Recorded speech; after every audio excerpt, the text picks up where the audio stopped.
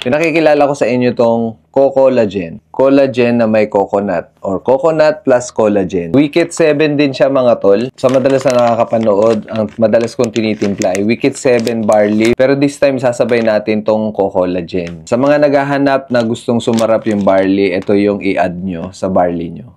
So ito na yung barley natin. Timplahin na nga muna natin siya. Sunod, buksan na natin tong collagen natin. Ayan.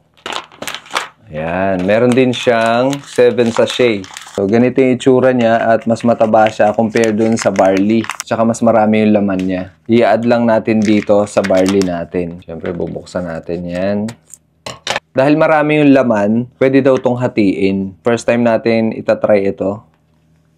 Palahati lang yung ilalagay ko muna. Pwede ko pa siya magamit sa susunod na inom ko. Pwede naman itong one-time use. Or pwede rin kalahati. Nasa inyo yan kung gusto nyo magtipid. Titingnan natin kung anong magiging lasa ng barley kapag may halo ng co-collagen. So yung ginagamit kong tubig ngayon, ano lang normal na water lang. Hindi mainit, hindi malamig. Medyo mahirap siyang matunaw. Haluin lang natin maigi para ma-dissolve talaga siya. Ganito na magiging kulay ng barley natin pag hinaluan natin ng collagen.